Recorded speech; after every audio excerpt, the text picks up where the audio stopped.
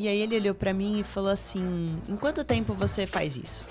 E aí eu respondi, X dias. Ele falou, um grande fundador faz em 3 horas. Daí eu saí muito brava, né?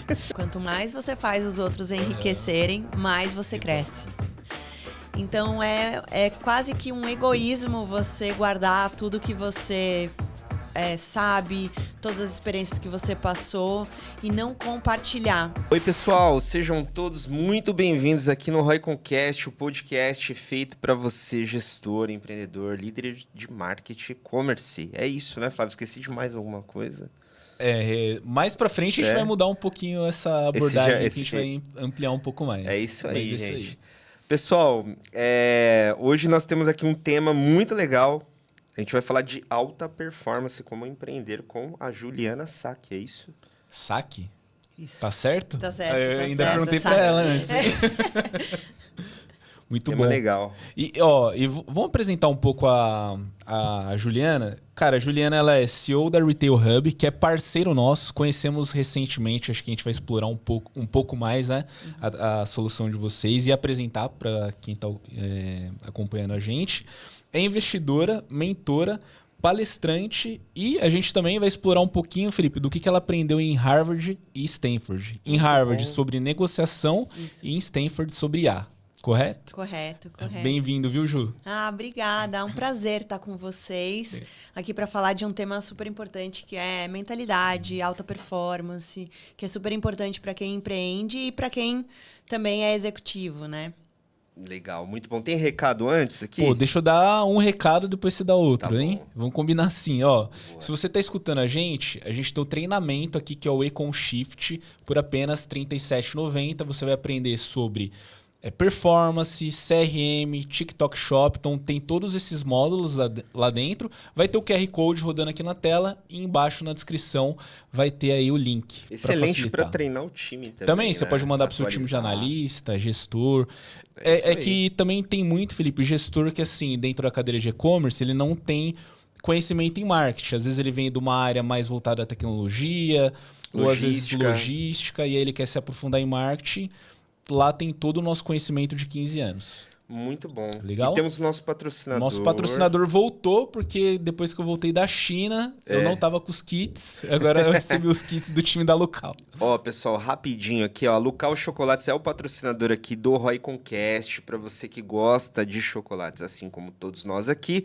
0 açúcar, saudável, né? Tá rolando o QR Code aqui, tem o cupom 15% que é o de desconto. RoyConCast, né? Colocou no carrinho 15% de desconto. E a Ju vai ganhar uma lembrança. Vai ganhar também. Gosta de chocolate? Adoro. Zero açúcar. Tem que ser zero. Ó, zero açúcar, zero lactose, zero glúten.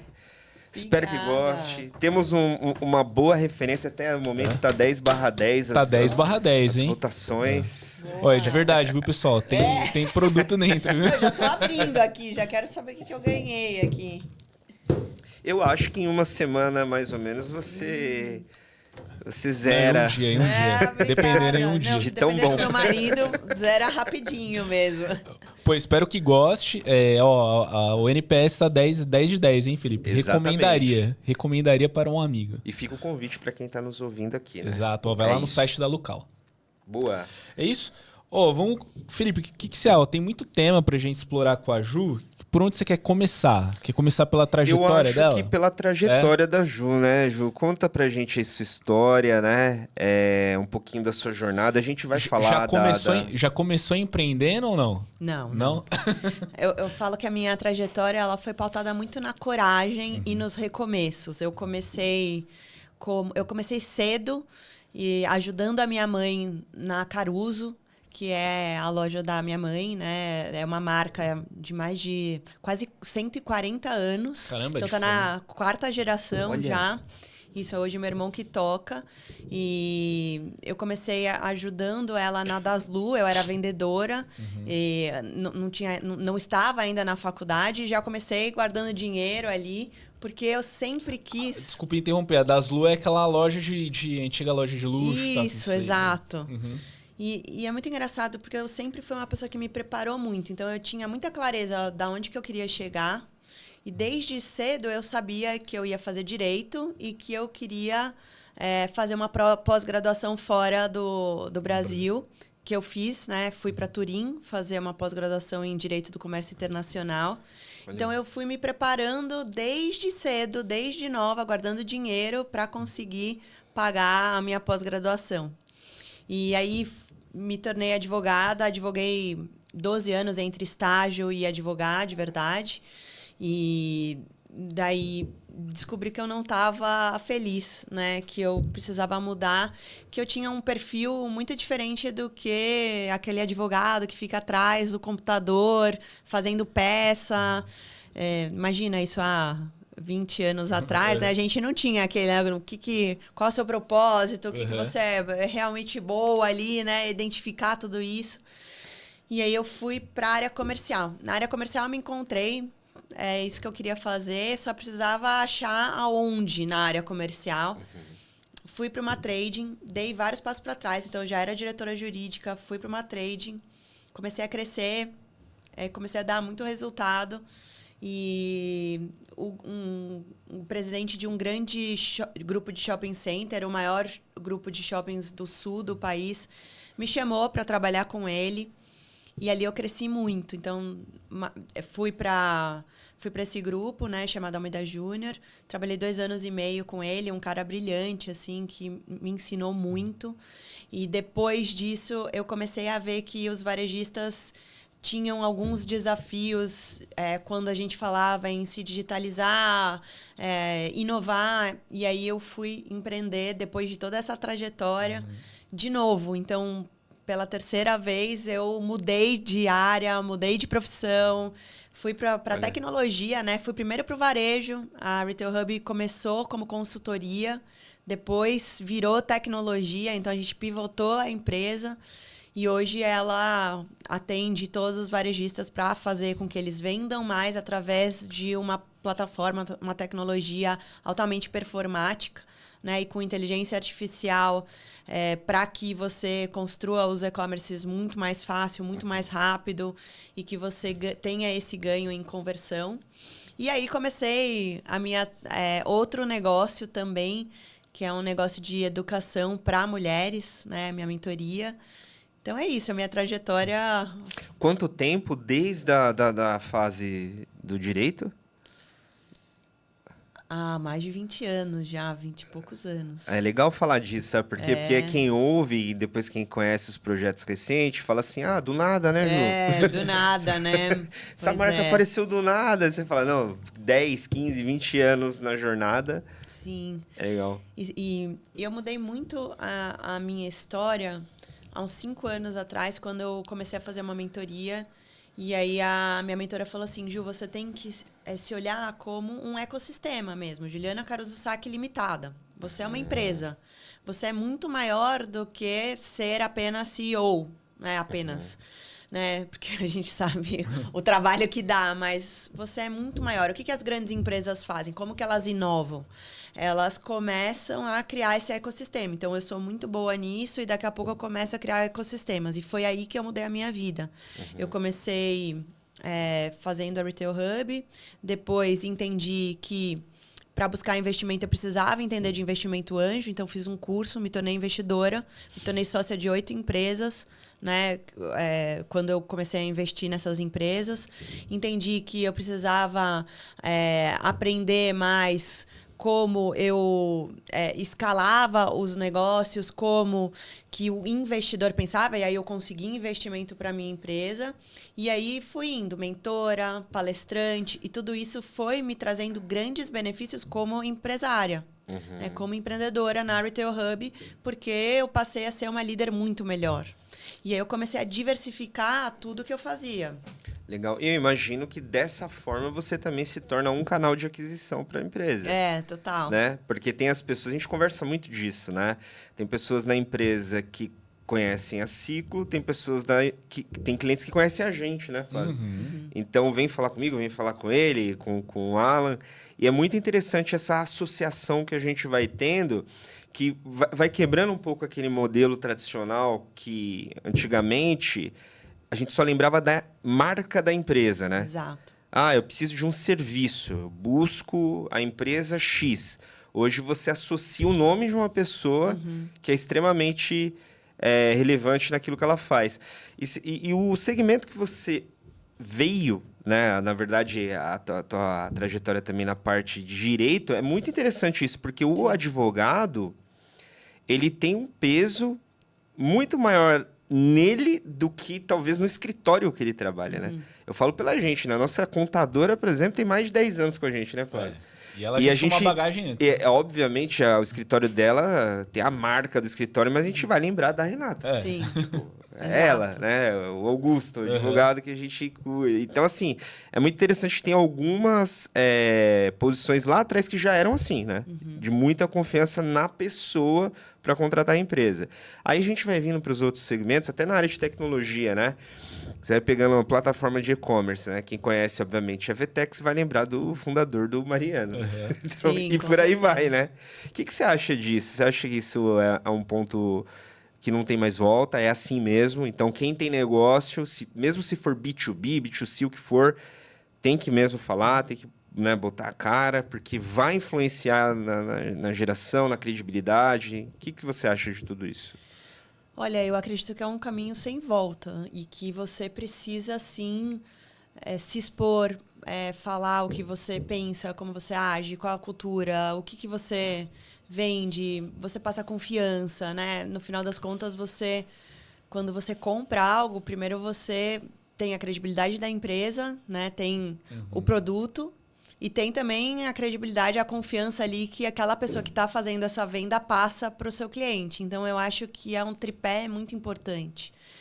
E já chegaram vários clientes para fechar com a gente que vieram desse posicionamento que eu acabei colocando nas mídias. Então, eu estruturei muito a empresa para que eu não saí do operacional, obviamente, mas para que ela fosse praticamente sozinha ali. Eu tô no dia a dia, eu tô no operacional, mas eu me desprendi porque eu preparei muito bem a minha equipe para tocar a empresa. Então, eu consigo hoje ficar muito no estratégico, muito no posicionamento, gerando autoridade. Então, acho que isso é essencial para todo empresário hoje. Você vê grandes empresários fazendo esse movimento, né?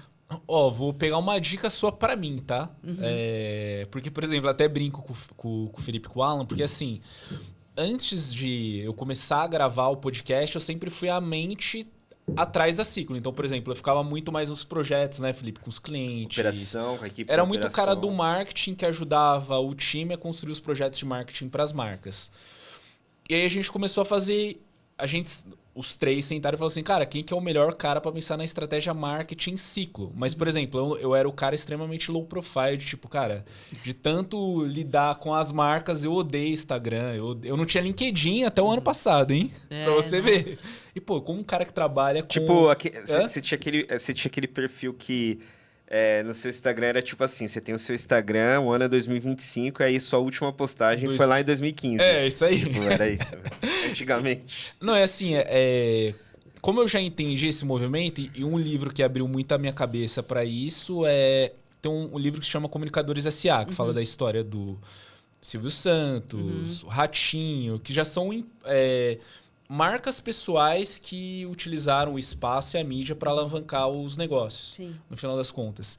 O que você dá de dica para mim e para qualquer outro empresário, empreendedor que está ouvindo hoje, que ele, como que eu faço isso para minha marca pessoal e alavancar o próprio negócio? Como que você enxerga esse passo a passo? E é engraçado porque foi difícil para mim.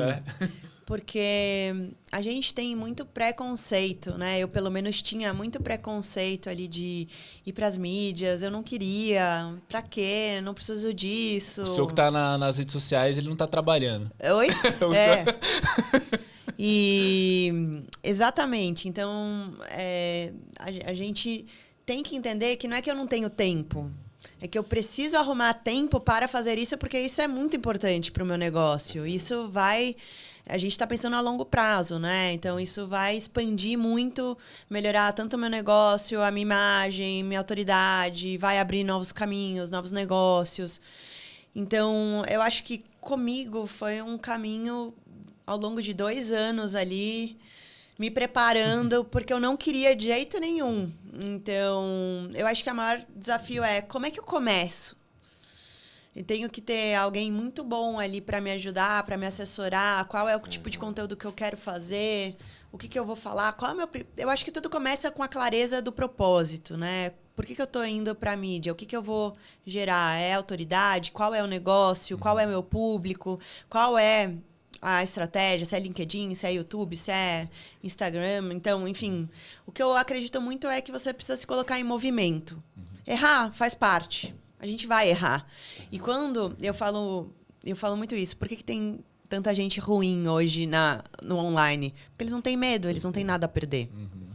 Agora, se você já construiu uma trajetória, você vem trabalhando com profissionais de renome, você já chegou lá de uma certa forma, você tem muito a perder se você for para a mídia e falar alguma coisa e errar, né? Então, a gente fica com mais receio. Então, eu acho que é desconstruir um pouco isso dentro da gente. Tudo bem errar. Né? A gente vai fazer um conteúdo que não vai performar muito bem, a gente vai fazer um conteúdo que a gente achou que ia ser incrível e que as pessoas não engajaram. E tudo bem. Então, é uma desconstrução. Até que você começa a acertar, pegar a mão ali, né? E é muito engraçado que muita gente que te criticava começa a querer estar perto de você quando você cresce. Então, pega alguém que cresceu, né? Que tá gigante ali nas mídias sociais. Todo mundo admira essa pessoa, né? Mas ela começou errando. Ela começou fazendo de um jeito mais simples. Então, eu acho que o primeiro passo e o conselho que eu daria é se movimente. Se coloca em movimento, vai, que você vai achar o seu caminho. Vai achar o que você realmente quer falar, qual é o seu público. Acho que seria isso. Legal.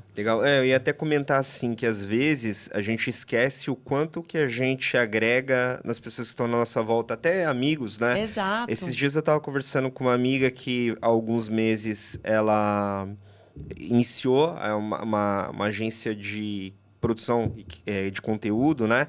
E, ela arrepia no que ela faz, assim. Cara, de verdade. O modelo dela é realmente geração de conteúdo no local. Então, pega as marcas, faz uma produção legal.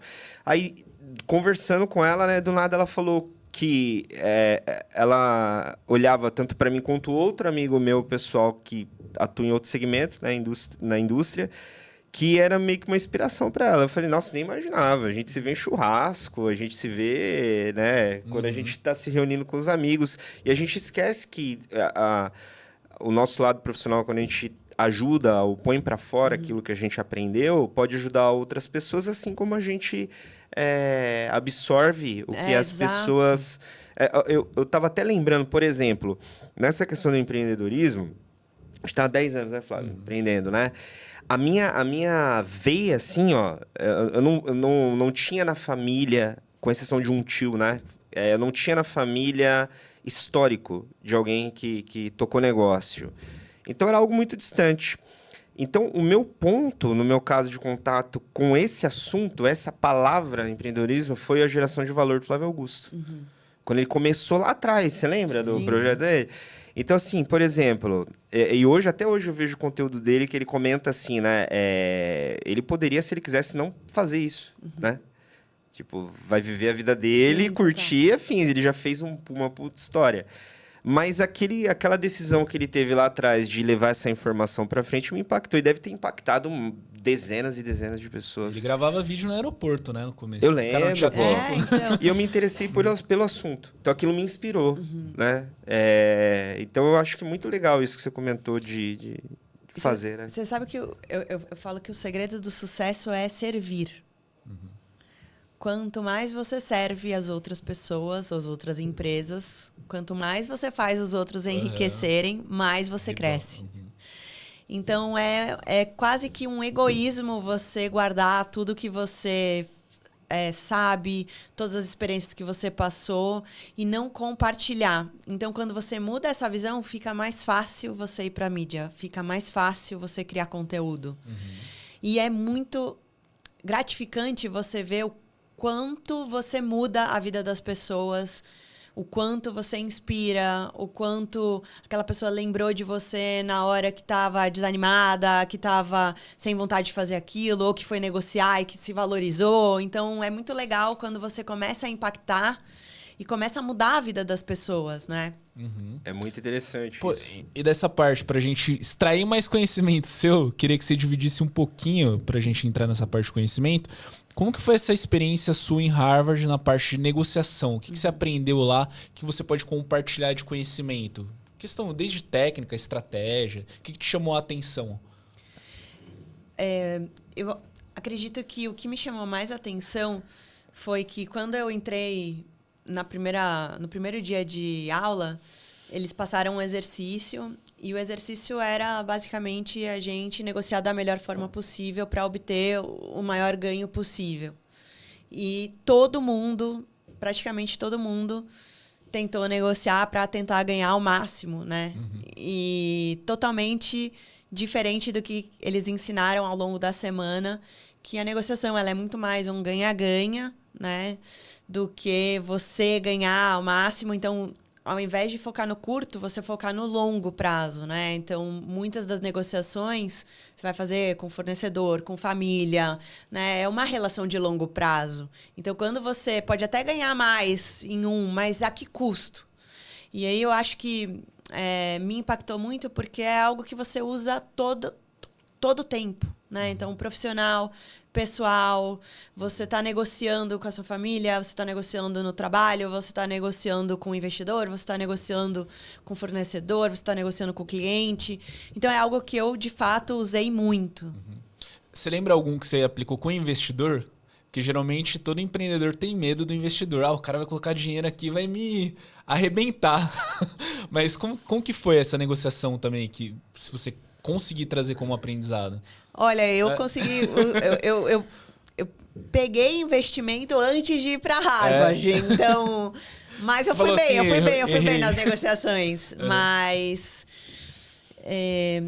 eu tenho um caso com uma mentorada minha que estava numa negociação e quando a gente identificou todo o cenário, ela chegou para mim já, eu vou pedir 1x e com a prática do que eu aprendi em Harvard, a gente conseguiu 2,5x, né? Então, a gente aumentou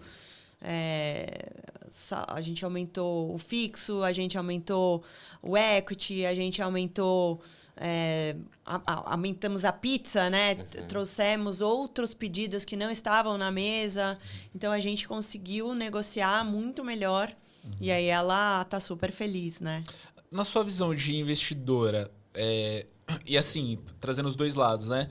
Para o empreendedor, é melhor ele trazer o investimento, o capital para dentro da empresa, quando existe mais demanda sobre o negócio dele ou no momento... Cara, como que eu vou colocar assim? Vendendo um sonho. Hã? Ou no sonho. Perdão, não entendi. Ou no sonho. No sonho? Quando você tem mais demanda, né? Quando você tem mais clientes entrando, quando você está nesse momento, ou quando você ainda vai vender um sonho. Exato.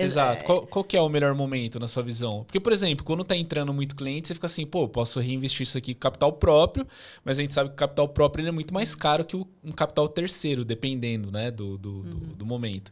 Mas na sua visão, tanto a visão de como empreendedor olha e na sua visão como investidora para ver oportunidade de negócio? Olha, como empreendedora, a gente aprende uma coisa. Às vezes, muito investimento é ruim. Porque o que acontece? Você vai dar muito equity, vai pegar muito investimento e quanto mais capital você injetar, não vai fazer você crescer mais rápido. E aí eu faço até uma analogia com a natureza, né? Você plantou lá uma semente. Se você jogar muito adubo, ela não vai crescer e nascer uma árvore no dia seguinte. Então, querendo ou não, obviamente que todo empreendedor ele tem que acelerar, mas você também tem um tempo de aprendizado, você tem um tempo de construção. Então, não adianta você pegar muito capital, dar uma parte grande do seu equity, no final das contas você vai acabar sujando um pouco o seu cap table para o futuro, né? Então, você tem que tomar um pouco de cuidado quanto que eu vou colocar de valuation num determinado momento, né? Para que numa segunda rodada de investimento, você cumpre o que você falou que ia fazer, né? Então, o que acontece? O que é bom? Vender o sonho ou tá na demanda? O melhor dos mundos é que o sonho se concretizou, você tá com muitos clientes, né? Você conseguiu a escalabilidade, e aí quando você vai buscar o dinheiro, a sua empresa vai valer muito mais do que quando você vendeu o sonho.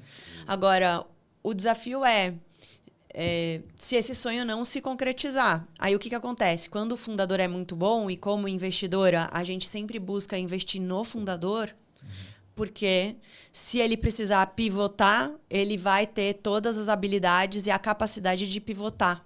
Entende? Então, mesmo que o sonho que ele vendeu não se concretizou, ele vai ter dinheiro suficiente para pivotar a empresa e conseguir achar o caminho. Porque, no final das contas, só fracassa quem desiste. Né? E o melhor empreendedor é aquele que não desiste. Então, ele acha o caminho. Na sua tese, é melhor investir, então, por exemplo, no empreendedor que já tem o track record ali, já fez antes, ou aquele que nunca fez? Ah, com certeza. A gente chama de second time founder, né? O fundador pela segunda vez. Ele já aprendeu muita coisa, ele já quebrou a cabeça com muita coisa, ele às vezes até já faliu, e o falir é entre aspas, bom, né? Porque ele não vai repetir o que ele fez, então ele teve muitos aprendizados, e aí ele com certeza é um fundador diferenciado. Eu acho que assim, um aprendizado até que a gente teve ao longo dos anos, na hora de investir, pegar capital em determinado momento e até errar, às vezes, é que é o seguinte: não é necessariamente só o capital por capital, né? Dependendo do seu modelo de negócio, você tem que saber o que você vai fazer com aquilo no micro detalhe, né? Se aquilo vai ser em gente, se vai ser em ferramentas, se vai ser em processos. Eu acho que a gente vai pegando uma certa experiência a ponto de você conseguir, de fato, transformar aquele valor 1 em 5, em 6, em 7, que ainda assim não é 100% garantido, né? Então, por isso que é um baita desafio que eu acho da gente conseguir se aperfeiçoar. E esse tema é muito legal, Ju. Eu queria até sua visão também executando, né? Porque hoje você está aí à frente da Retail Hub, a gente entende que a área de tecnologia para o varejo, né, para o mercado de e-commerce, ela é extremamente dinâmica. Então, acho que nesses 10 anos, o quanto que a gente já viu de diversas tecnologias. Por exemplo, na agência, né, a gente vai recebendo as empresas, né, Ju? Então, assim, putz, se eu for abrir o leque de CRM, em 10 anos, o que já me apareceu de ferramenta de CRM, canal de mídia, afins. Como que é isso, na sua visão? Como que você enxerga essas mudanças, que é muito rápida, né? Melhoria de produto e afins. Se o foco realmente é mais alocar no produto, na tecnologia, ou é trazer gente muito fera para evoluir isso? Como que é na sua ótica? Eu acho que o primeiro ponto... Eu acho não, né? Tenho certeza que o primeiro ponto é você mudar o seu propósito, é você focar no benefício que você entrega para o seu cliente. É o que muitas pessoas falam. Vou dar o exemplo aqui da Retail Hub, né? O que é a Retail Hub? A Retail Hub é uma plataforma. Não, a Retail Hub não é uma plataforma. A Retail Hub faz o cliente vender mais. Como? Aí vem a estratégia, né? A curiosidade. Aonde que eu vou fazer esse cliente vender mais? Então, se for pelo TikTok Shop, a gente vai estar. Se for por inteligência artificial, trazendo um analista de e-commerce, trazendo todos os insights, as análises ali para que ele venda mais, a gente vai estar. Entende que a gente não se limita a um produto? A gente abre o leque para olhar o benefício que a gente entrega, a transformação que a gente entrega. E aí eu acho que quando a gente faz essa mudança de mindset mesmo, a gente tá sempre à frente. Porque o mercado ele é muito dinâmico. Se você não tiver à frente, se você não tiver essa visão para o próximo passo, a próxima curva, você fica para trás. A gente mesmo agora, com inteligência artificial, tá chacoalhando todo mundo.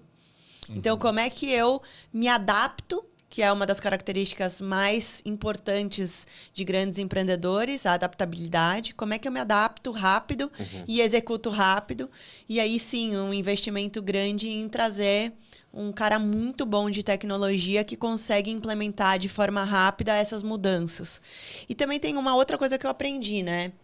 O mercado, ele vai sempre superestimar as mudanças ali a curto prazo, né? E subestimar a longo prazo.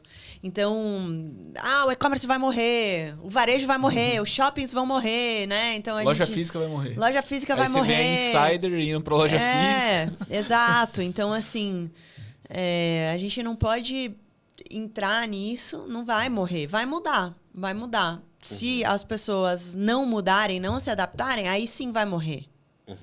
Então, eu acho que quem sobrevive é quem entende isso e quem está sempre à frente e tem um poder de execução muito grande. Você adaptar, por exemplo, o seu meio, que é o produto, para resolver um problema independente de como, né? Imagina o seguinte, se você fica muito focado... eu tenho uma plataforma. Aí você está focado em ajustar a plataforma, melhorar o botão, melhorar o design, melhorar isso. Você está focado aqui, ó. E aí o mundo mudou, o mercado mudou, e aí você, mas eu tinha uma plataforma tão incrível, entende? Sim. Talvez seja até às vezes uma paixão que a pessoa cria naquele produto que ela está fazendo, né? Exato. Eu passei pela área de desenvolvimento, né? Então, de e-commerce, sites, apps. E é muito interessante quando você está na equipe criando, que sempre você tem parceiros de equipe que gostam muito do produto, né? Como está desenvolvendo. Depois que você sai dessa cadeira, você começa a ter negócio, que você começa a pensar o seguinte, isso é útil se resolver o problema de alguém pagar por isso. Toda aquela paixão que você tinha pelos produtos, ela, tipo, você começa a ver, cara... pelo problema, né? Não pelo... Exatamente. Pelo produto. Exatamente. Aí, assim, né, Ju, a gente também tem a velocidade que alguns negócios têm versus outros, né? Vou dar um exemplo. No nosso caso, o serviço é muito rápido pra gente mudar alguma coisa, né, Flávio?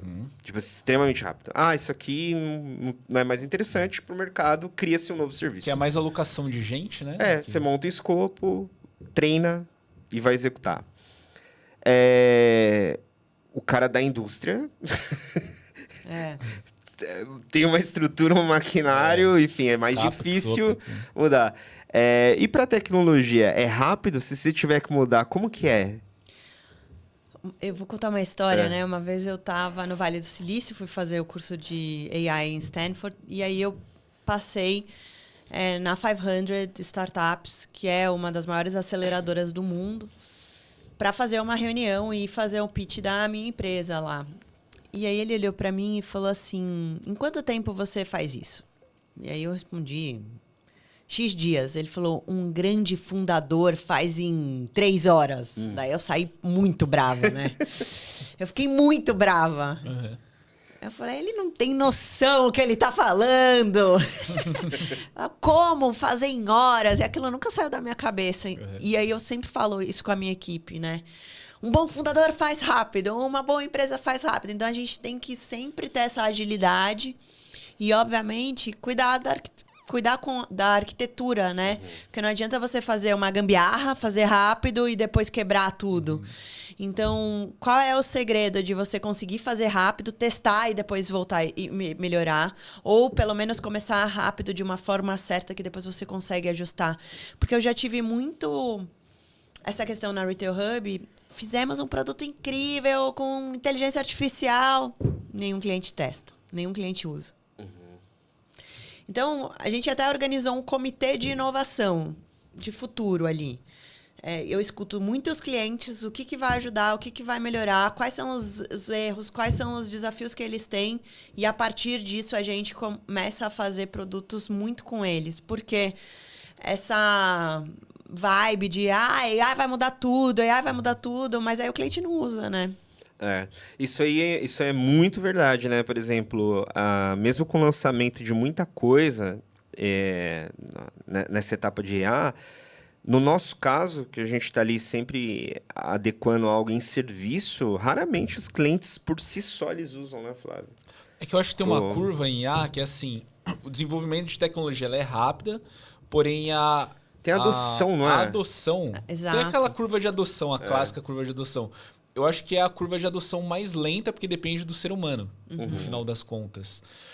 Mas trazendo esse ponto, né? O Felipe tá mesclando produto e a gente estava na parte de investimento também. Como que você olha assim? Você olha linha a linha como que aquele empreendedor vai investir? Por exemplo, pô, como que você vai alocar? Você vai alocar isso aqui em produto, em gente, em marketing para escalar? Como que é isso também, olhando?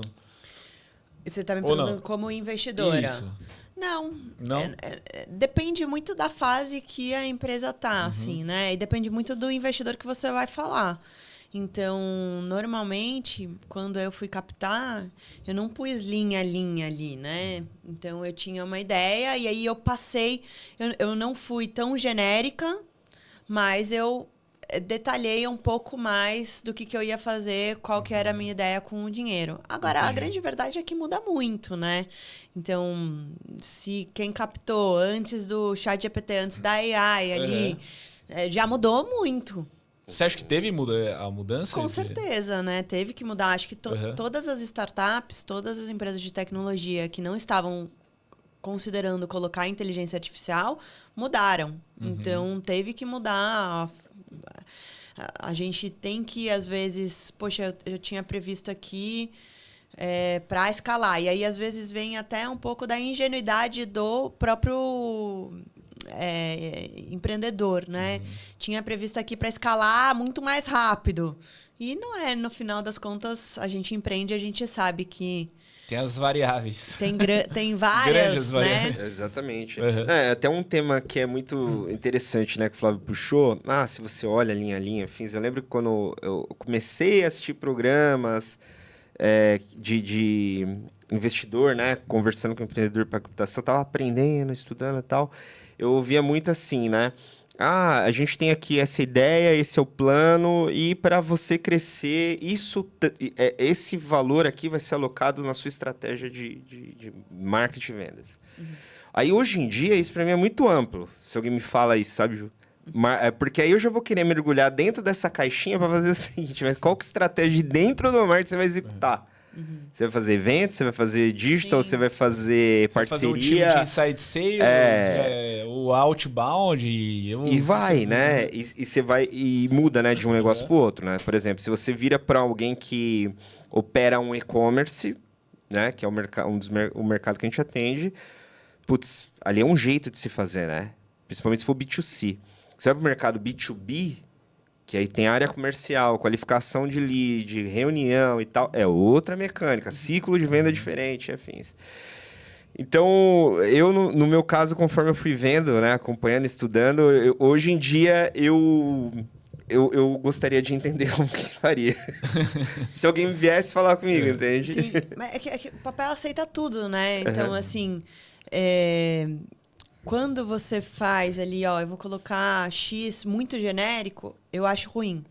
Agora, você trazer os principais valores que você vai investir, se o investidor quiser abrir isso, você tem que ter detalhado, né? Não sei, é só uma ideia. Então, muito do olhar do investidor, ele está no fundador. Como que esse fundador pensa? Ele sabe que aquilo não vai ser exatamente o que ele desenhou, mas ele quer saber qual é a lógica, o que o empreendedor ele desenhou, como que ele está vendo o negócio, como que ele vai crescer o negócio. Então, eu me lembro quando eu fui falando com os investidores, eu já tinha feito um curso de como eles pensavam e o que era importante para eles, então eu já tinha me preparado nesse sentido. Entende? Legal. E muda também bastante o perfil de investidor, né, Ju? Muda. Quais são os principais perfis de investidores que a gente tem aí, geralmente? A gente tem investidor anjo, né? A primeira fase é Friends and Family, ou o seu próprio dinheiro ali, né? Depois a gente tem o investidor anjo e a gente tem fundos de investimento. A gente tem aceleradoras, você tem Venture Building, né? Venture Builder, que vai construir o negócio e vai pegar um equity maior. Às vezes tem gente que nem sócios tem, né, ainda. Tem uma ideia ali, sabe o que quer, mais ou menos, mas não tem o sócio. Então, essas empresas, muito no começo, elas entram para ajudar na construção. Então, quanto mais no começo entra, mais equity você vai dar, porque ainda é um sonho, ainda é uma ideia. Existe fundo agora que investe no empreendedor, no PPT. Tem fundo que não investe no PPT. Tem fundo, a maioria deles investe quando você já começou... Tem um histórico. A tracionar ali. Então, você já tem um produto, já tem clientes validando, já tem fundo. E tem fundo que só investe quando tracionou. Então, você tem que entender qual é o momento que você está, qual é o momento que você vai realmente abrir para investimento, né? Eu, por exemplo, não quis abrir muito cedo. Então, eu fiz bootstrapped, né? Que é quando você coloca o seu dinheiro. E aí, à medida que a empresa foi crescendo, eu abri para investidor anjo. Então, eu não tive essa friends and family, fui direto para investidor anjo. E aí, eles colocaram uma rodada. E depois você tem ali pré-seed, seed, série A, série B, série C, e aí por diante. Entendi. Pô, e agora, passando nesse ponto de Harvard, como que foi em Stanford, essa parte de A? Tá muito à frente? O que dá para você compartilhar também de conhecimento absorvido lá? Olha, quando eu fui para Stanford, a gente... Acho que já faz uns 3 anos. O ChatGPT tava no início ainda. Tava muito no início. Tinha começado o ChatGPT em janeiro, eu fui em julho. Sou rápida. E o que eles passaram? Um grande overview ali de todas as inteligências artificiais, de todos os segmentos, quais são os desafios que a inteligência artificial vai encontrar. Então, energia, a gente vai ter que tomar, de repente, alguma decisão. Se não tiver essa solução, vamos investir mais em AI para a saúde ou para outros negócios? Porque acaba consumindo muita energia. Então, tinha muito essa decisão, essa dúvida de como que iria se comportar. Porque se você não tem a solução, né, não tem como você gastar energia infinita. Então, vai chegar uma hora que vai ter que resolver para onde que a gente vai, aonde que a gente vai dar mais ênfase. Na saúde que vai salvar vidas? No carro autônomo? Entendeu? Então, tem muito essa questão. E foi muito esse overview. E aí tinha muita coisa técnica, assim. Como que funciona, como que você treina. Foi muito legal mesmo. Além do networking, né? Que é maravilhoso. Você tá em Stanford com muita gente bacana. E você olhando a aplicação para IA, por exemplo, você vê... É que eu enxergo duas linhas, né? Então, por exemplo, eu enxergo que as empresas, por exemplo, Brasil e tal, é muito difícil a gente pensar em a nível Big Tech, sei lá, vou montar uma LLM para concorrer com OpenAI, Perplexity ou Gemini do Google. Tipo, é muito fora de se pensar nisso, porque você tem 40 mil engenheiros, PhDs, MIT, trabalhando nisso. Mas eu olho muito pra gente olhando IA na parte de aplicação, adaptando essas tecnologias que já estão prontas para desenvolver algum produto, algum serviço em cima disso. Como que é no dia a dia olhando isso, realmente? Você também pensa dessa forma ou não? Pô, Flávio, tem algo que foi apresentado lá também que eu já penso diferente aqui. Na minha opinião, todo mundo que fizer uma AI genérica vai cair ali num limbo de uma hora uma dessas grandes acabar fazendo algo e matando essa empresa muito genérica, né? Então, AI para fazer app, AI para fazer site, AI para... eu acho que essas gigantes, elas vão engolir um pouco dessas empresas ali, né? Agora, quando você olha para algo muito específico, que você entra mesmo naquele negócio, eu acho que tem muito mais chance de você ser bem-sucedido quando você olha para algo e é muito mais específico, que é um pouco do que a gente vem fazendo. A gente foca muito em como melhorar para o e-commerce, né? A gente olha muito E aí acho que a AI generativa, ela veio para substituir habilidades técnicas do humano. Então, quando você olha, o que um analista faz? Ele faz isso, isso, isso, isso. Então, a AI pode substituir, né? O que acontece? Substituindo isso, você sempre vai precisar de um humano olhando para isso, para ver se o que está fazendo está indo com a estratégia certa, com o que você planeja. Então, eu acredito muito que vai acabar substituindo muitos empregos, mas quanto mais específico for a inteligência artificial, mais chance dela ter sucesso no futuro. Legal. Tem algumas que você tá olhando assim, pô, essa tá indo pro caminho certo, essa daqui nem tanto. Hã? A opinião, eu gosto de opiniões polêmicas. Por exemplo, Lovable, você acha que tá indo pro caminho certo? A IA que você joga um prompt e ela faz, sei lá, teu front ali. Um rascunho de aplicativo, algo do tipo. Eu acho que sim, mas, de novo, vai ser muito difícil ela ser muito específica. Entende? Ela vai ser mais genérica. O que ela fez que eu acho que ela tem uma vantagem? Ela pegou muito dinheiro, fez um baita de um marketing, e aí, de repente, é muito mais fácil de uma empresa grande comprar, absorver uma Lovable. Não acho que ela vai morrer, né? Mas eu acho que eu não vejo uma empresa com vários detalhes. Vou pegar aqui, deixa eu pegar um cliente ou uma marca, sei lá, um Carrefour, uma Via Varejo, usando uma Lovable para fazer o e-commerce inteiro deles. Né? Pode pegar para uma outra frente, mas para tudo, você acha que eles vão trocar o e-commerce inteiro para fazer por uma Lovable? Eu não acho. Eu acho que a Lovable ela é muito mais genérica ali, né? Então, quando você vê mais especificidade, aí essa marca, de repente, trocaria. Entendi. Esse raciocínio ele é muito interessante, porque ele é o seguinte: se a gente sair um pouquinho do campo da tecnologia e pensar nos modelos de negócio, vamos pegar, por exemplo, os marketplaces. Eles focam, na grande maioria, em segmentos de mercado com muito volume. Então, o que é bacana para um grande marketplace? Você ter categorias que tem giro pra caramba, certo? E eu quero sellers que tenham muito desses produtos. Aí você vai para o campo assim, e quem não quiser estar lá naquele meio ou vender por esse canal? São as marcas específicas e nichadas que resolvem um problema muito específico, muito exclusivo. Então, esse racional que a Ju está trazendo é interessante para o campo. Então, assim, você tem lá as IAs sendo lançadas, desenvolvidas para resolver vários problemas genéricos. Aí você vai entrar lá para mergulhar a fundo para resolver algo no mercado dos contadores, do mercado da galera que é advogado, do dentista, aí você vai indo. Tipo, tem muita especificidade que aí realmente eu acho que talvez ali que tenha oportunidade. Entendi. Desde que o mercado seja grande o suficiente para sustentar uma empresa, né? Mas é interessante. Você já parou para pensar que a gente faz isso?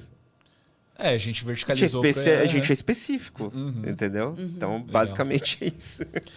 Ju, e dessa parte do treinamento e mentoria para as mulheres, foi algo que surgiu que já estava na sua cabeça? Ou foi algo que, assim, a partir do momento que você se expôs, começou a produzir conteúdo, você falou assim, existe uma necessidade aqui, vou começar a desenvolver um produto, um trabalho em cima disso? Quando eu comecei a me expor, muitas mulheres me procuraram, comentavam, queriam saber como é que eu pensava. E eu sempre tive um propósito muito grande. Eu sempre adorei ensinar. Então, eu faço treinamento com a minha equipe. Fiz treinamento com a minha equipe toda segunda-feira há muito tempo. Eu falo, se até o McDonald's faz treinamento, por que eu não vou fazer, né? É verdade. Você simples, né? Você vai pedir um McDonald's. Se você não é bem atendido, você fica bravo, né? Então, o negócio é tão simples assim. Então, assim, se até eles fazem... Eu acredito que todas as empresas deveriam treinar em muitos colaboradores. Então, a gente tem uma cultura muito forte de excelência. Então, eu trazia vários temas, né? E eu acredito muito... Eu falo para minha equipe assim, eu quero vocês felizes aqui. Se vocês não estiverem felizes, me procurem. deixa eu tentar entender. E se a gente não resolver, eu acho um emprego para vocês. Mas eu não quero ninguém aqui infeliz, porque é uma energia que contagia, né? Então, e aí eu amo fazer isso, eu amo treinar, eu amo ver as pessoas crescerem. E eu via a diferença dos meus colaboradores quando eles começaram a ter essa mentoria comigo, porque é praticamente uma mentoria. E quando essas mulheres começaram a me procurar, eu fiquei com aquilo muito na cabeça. Eu estava grávida de 8 meses, e eu falei pro meu marido, acho que eu vou lançar uma mentoria para mulheres, que eu quero muito ajudar as mulheres, eu só não sei como ainda. Tem muita mentoria ruim no mercado, né? A gente vê muita gente ruim vendendo curso, vendendo mentoria, depois bota as pessoas que compraram a mentoria para falar com outra pessoa. Eu falei, não, eu quero que elas tenham acesso a mim. Eu quero que elas saibam como que eu pensaria no caso delas, como que eu ajudo elas a crescerem, tanto pessoalmente, né, internamente, porque eu acredito que uma coisa está interligada com a outra. Se você não cresce pessoalmente, você não cresce a sua empresa, né? Então, como que eu posso ajudá-las para que elas faturem mais, para que elas brilhem mais? A gente precisa de mais pessoas incríveis aqui. E por que eu escolhi mulheres? Porque eu acredito que as mulheres, elas passam pelos mesmos desafios culturalmente, né, emocionalmente, ali, neurologicamente. Tem explicações também para a gente arriscar menos. A gente tem muito medo de arriscar, de se expor, de falar. Então, tem toda uma explicação por isso, né? Então, isso vai atingir a venda, como a gente se vende, como a gente se valoriza, como a gente vende o nosso negócio. Então, eu quis entrar ali porque eu acredito muito. Primeiro, o segredo do sucesso é você servir os outros, é você ajudar os outros a crescerem. Quando a gente ajuda os outros a crescerem, a gente cresce também. E aí eu achei algo que me satisfaz muito, que tem um propósito muito alinhado com o que eu quero. E foi aí que eu montei a mentoria. E quanto mais você vê que aquele seu trabalho, que você compartilhando tudo que você já passou, que você estudou, sou uma pessoa que me prepara muito. Fui para Harvard, fui para Stanford, fui para a Nova School of Business, Então, eu sou uma pessoa que sempre tenho clareza de onde que eu quero chegar e eu começo pelo fim. Eu trago isso para cá, para o momento presente. O que eu preciso para chegar lá? E aí eu me preparo muito. Foi isso que eu fiz no Ironman, né? Legal. Então, acho que a mentoria foi a versão estudiosa da Ju é desde a infância? Desde a infância. Ah, então tá certo. Você sabe que eu era terrível, né? Eu era expulsa das aulas. Eu era terrível, gente. Você sabe que a gente às vezes conversa que a maioria dos empreendedores sentavam no fundo da sala de aula, né? Eu era terrível. Eu era aquela, desse jeito. Eu era aquela que chegava assim, classe, vocês querem que eu saia, o professor saia. Aí, bom, eu era advertência. Juliana, saque mais uma vez a advertência. Mas eu sempre tirei 10, 9, então eu não ia na aula. Eu brinco que o meu filho nunca pode saber disso, nem meus enteados. Eu não ia à aula, mas eu estudava muito, então eu me preparava muito. Então eu nunca ia para uma prova sem pelo menos estudar ali. Eu lembro da adolescência de uma professora que ela falou assim, falou pra mãe, esse menino não vai dar certo. Muito bagunceiro, não faz as coisas certas, não presta atenção. Aí o cara começa a estudar pra caramba e toca empresa. De adulto. É que vai mudar. Que nem você comentou do Ironman. Por que na sua visão tem muito empreendedor que vai pra esse esporte? Porque tem vários, né, Felipe? Que a gente conhece que, assim, praticava nada, odiava academia, odiava corrida de rua. Do nada, o cara tá fazendo Ironman, né, Felipe? É verdade, o esporte ele é muito conectado, né? Mas por que especificamente esse esporte se enxerga, o triatlon, né? Que o Ironman é o nome da prova e o triatlon é o esporte praticado dentro do Ironman. Por que você enxerga que outras pessoas acabam indo pra isso? É porque é um esporte individual? Como que é? Competição consigo mesmo? Eu sempre fui muito competitiva, então eu competia na natação, e aí eu ia até vencer. Competia no hipismo, eu ia até vencer. Competia no wakeboard, fui para os Estados Unidos, fiz clínica. Fui a segunda mulher da América Latina a saltar na rampa. Eu era meio doidinha, assim, né? Sempre intensa. Eu vou até chegar no topo. Eu falo, né? Que é a mentalidade de campeão ali. Como que eu subo no pódio no lugar mais alto. Então, eu sempre tive muito isso. E aí, uma vez, eu comecei a fazer personal. E a minha personal falou assim, nossa, você é uma das alunas que mais faz tudo que eu falo, nunca reclama. Você devia fazer Ironman. Eu falei, como é que é isso daí? Aí ela falou, tem várias provas, né? O triatlon, você começa com o short. O Ironman você nada 3,8 km, pedala 180 e corre 42. Mas tem uma prova aqui que você faz, eram 750 nadando, aí eu, moleza, né? Nadava de pequenininha, já fazia uns 20 anos que eu não nadava, 15 anos que eu não nadava. Nossa, que moleza, 750 metros. Você pedala 20, o que é 20? Ela, uma aula de spinning. Eu, tranquilo. E depois você corre 5 quilômetros. Pode deixar, vou fazer isso daqui, me dá aqui que eu vou me inscrever. E foi assim que eu me inscrevi para a primeira prova. Aí eu falei, vou começar a treinar. Fui para minha fazenda do meu tio, na verdade. E aí eu peguei a bike lá que tinha. Pedalei 20 quilômetros, na rua. Pedalei 20 quilômetros e fui correr. Aí eu caí, minha perna dura, caí no meio da estrada. Falei, opa, acho que é um pouco mais difícil do que eu imaginei ali, né? Que é um pouco do empreender, né? A gente começa, né, animado. Começa a empreender e daqui a pouco, opa, né? É mais desafiador do que eu imaginava. E aí eu fui pro meu treinador, marquei uma reunião com o Marcos Paulo, né? Com o Fábio Rosa na época. E aí o Fábio olhou pra mim e falou assim... Eu tava toda chique ali, né? Era advogada, com terninho. Ele deve ter me olhado e falado... Puta, essa Patricinha não vai durar 5 minutos aqui, né? E aí ele falou assim... Ju, você sabe que... Me conta um pouco. Você tá nadando? Eu falei, não. Mas eu já nadei. Aí ele falou... Tá bom, vamos pro próximo esporte, né? Você tá pedalando? Eu falei... Tô fazendo spinning. Ele... Mas você não tem bike? Eu falei, não. Aí ele, pera, você tá correndo? Eu falei, não, eu corro 5 km a 7 por hora. Ele, ixi, Maria, ele falou, você sabe que dá tempo de desistir. Eu, não, desistir não faz parte do meu vocabulário. Tipo, faltava 3 semanas pra primeira prova, assim. Ele falou, olha, eu vou colocar muito treino pra você e pode ser que você fique doente. E o treino da USP começa às 4 horas da manhã, 4h15 da manhã. Daí eu falei, tudo bem. Vamos lá, né? E aí fui treinar para a primeira prova e fui super bem ali, né? Quase morri, fiquei doente. Cheguei na hora da prova, todo mundo de roupa de borracha, eu sem roupa de borracha. Nossa. Eu super segura, assim, né? Aí eu conversando com as outras mulheres, elas... Meu Deus, eu treinei 1 ano. E você? Eu, treinei 8 meses. E você? Eu... Treinei 3 semanas. Aí todo mundo, você é doida. Eu falei, mas você já fazia antes? Eu, não. Aí eu, acho que eu exagerei um pouco, né? E aí saí na água, acho que entre as 5 primeiras. Peguei a minha bike lá, fiz a transição. Nunca tinha posto sapatilha na vida. Caraca. Nunca tinha posto.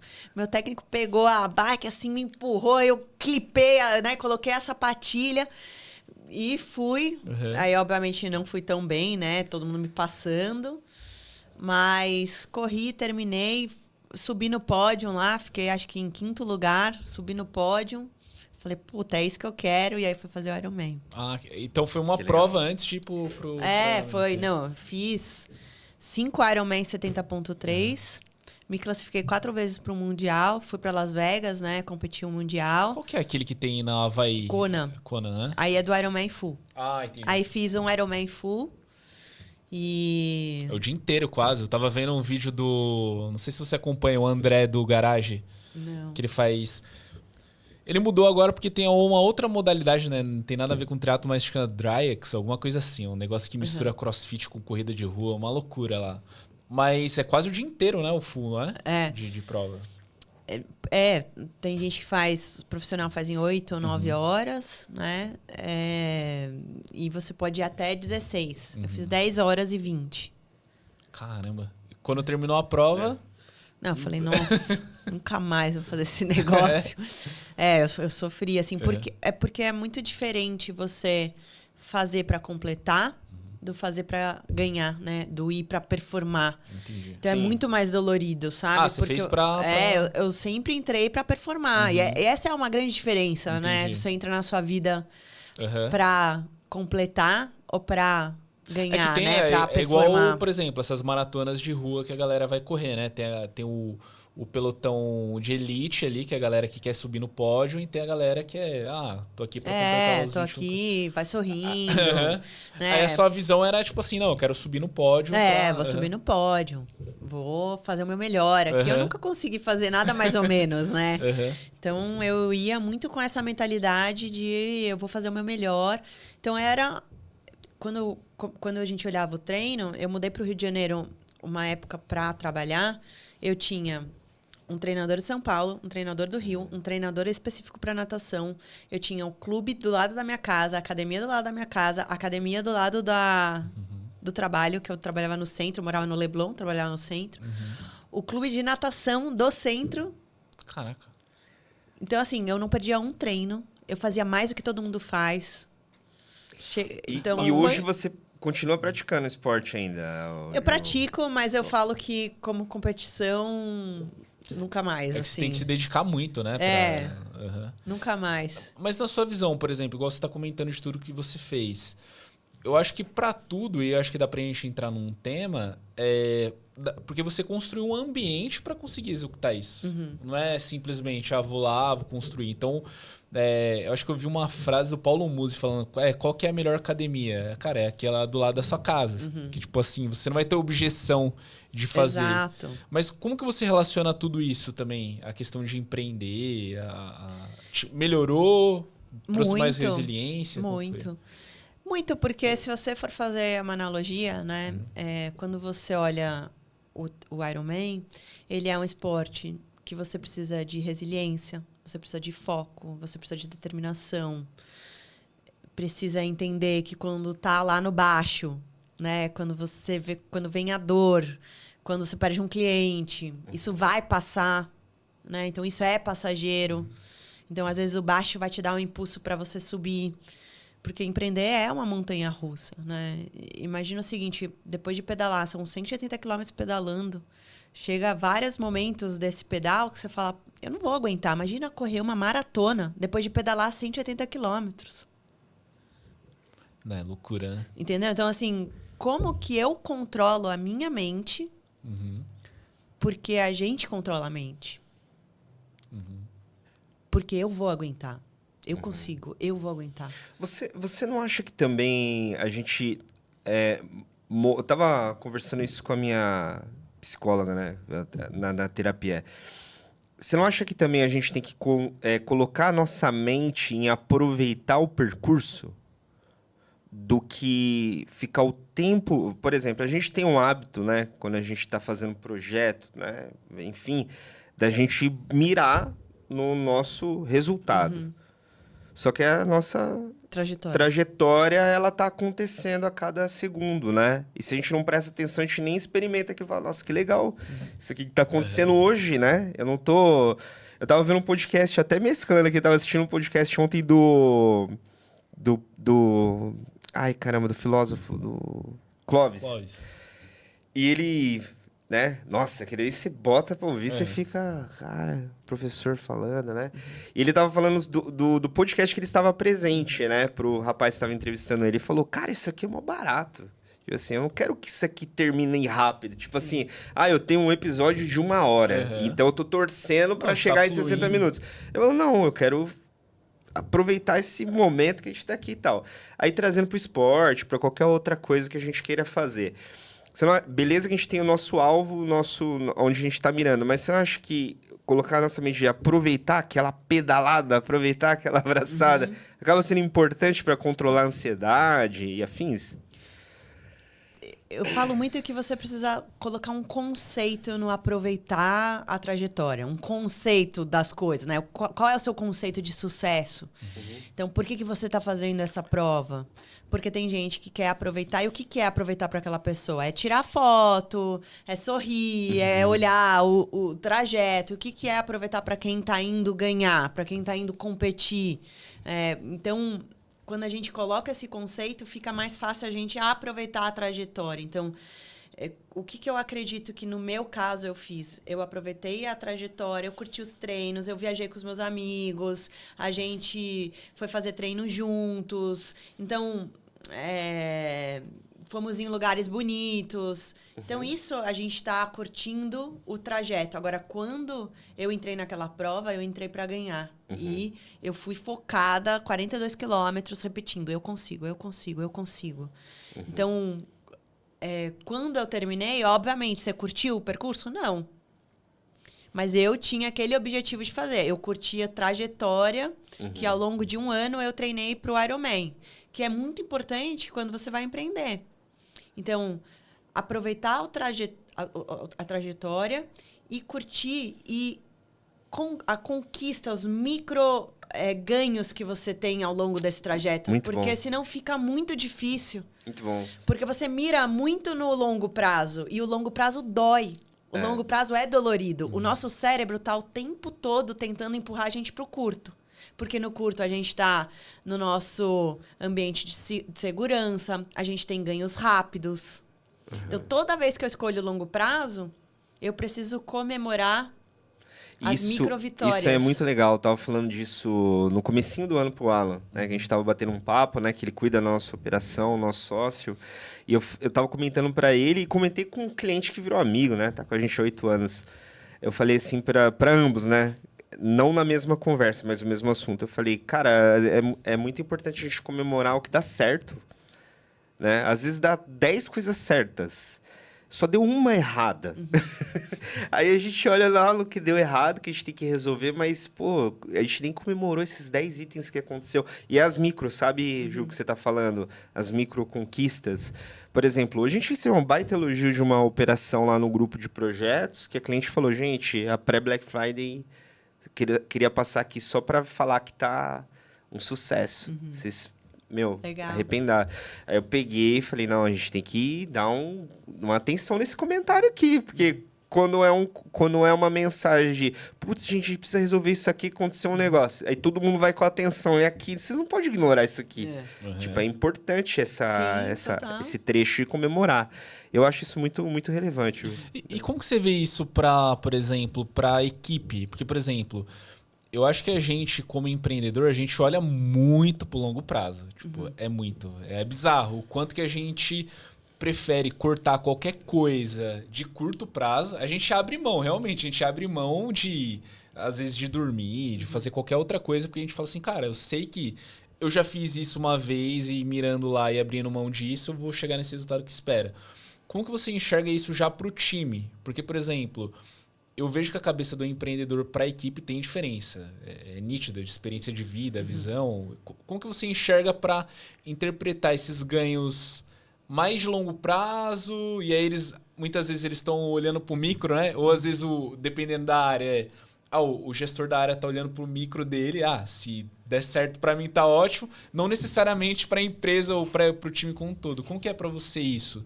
Conversando e treinando com o time, treinando o time. Exatamente isso. Eu treino o time para que eles tenham essa mentalidade e isso tem que fazer muito parte da cultura do dia a dia, de trabalhar em equipe e não só um ganho aqui, né? Então, como que a gente valoriza tudo isso? Como que eu falo muito que não adianta você falar se o nível de consciência das pessoas ele não vai conseguir assimilar o que eu tô falando. Então, imagina que o nível de consciência das pessoas ele é mais limitado num determinado assunto ali, e aí eu falo algo que está fora desse nível de consciência. Eles não vão assimilar. Então, o que eu preciso fazer? Treinar, aumentar o nível de consciência do meu time, e aí sim colocar a importância do que a gente acredita, do que a gente quer construir, do time que a gente quer ter. Então, eu faço muito isso com a equipe. Você tem um exemplo, assim, prático que daria para algum gestor aplicar? Às vezes ele tá tendo essa dificuldade específica. Putz, tô sentindo que o time não tá com esse nível de consciência. Como que se detecta? Ou se você trazer algum exemplo, sei lá, pô, Flávio, tá com dificuldade de ampliar a consciência sobre esse tema. O que você foi fazendo?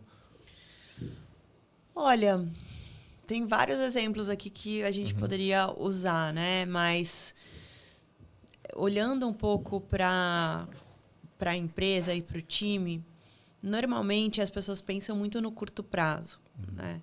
E aí, como que você entende qual é o propósito de cada colaborador? Por que ele está ali? Se nem ele sabe. Então, o primeiro passo que eu fiz foi entender qual é o propósito de cada um, o que eles querem, onde que eles querem chegar. Ah, você quer chegar aqui? Então, concorda que para chegar aqui você precisa ter isso, isso, isso, isso? Você entende? Então, assim, eu deixo claro para cada colaborador que entra o que ele quer, onde que ele quer crescer. Entendi. Porque ele precisa estar alinhado com aonde a gente está indo. Porque senão, em algum momento, vai dar algum ruído, né? Eu vou treinar, ele vai sair. Então, eu acho que começa muito na entrevista. Começa na hora que você está qualificando quem vai escolher a Retail Hub e quem eu vou escolher. Você entende que são sempre dois caminhos? Não é só eu escolher. Deixa eu te contar aqui a Retail Hub. A Retail Hub funciona assim. A nossa cultura é assim. A gente valoriza funcionários que trabalham assim. A gente quer que todo mundo cresça. Porque todo mundo crescendo, a empresa cresce junto. Você não trabalha para mim, você trabalha para você. E ao trabalhar para você, você se torna um melhor colaborador. É que nem eu falei aqui no começo, a Juliana Caruso Saque Limitada. Então, eu dou essa consciência para todo mundo. Você é o Lucas Limitado. Você é a Natália Limitada. Então, quando você tem a sua própria empresa, o que você está fazendo da sua vida? Como que você está conduzindo? Você entende? Aumentei o nível de consciência das pessoas, elas vão começar a trabalhar diferente. Entendi. Faz sentido. E aí, Felipe? Muito bom. Eu acho que a gente... na verdade, para finalizar, né? Para finalizar aqui, nada a ver só com empreendedorismo, mas a gente falou de esporte, né? E os hobbies para os momentos de lazer da Ju? Olha, ela vai falar praticar esporte. Eu adoro jogar beach tênis com meu marido, né? Eu tenho um relacionamento incrível, assim.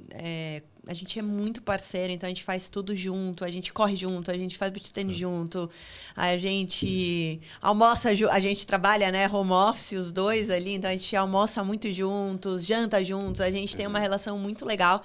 Eu falo que ele é o meu sócio da minha empresa mais importante, que é a minha vida. Então, a gente discute muito qual é o caminho que a gente quer traçar pra gente.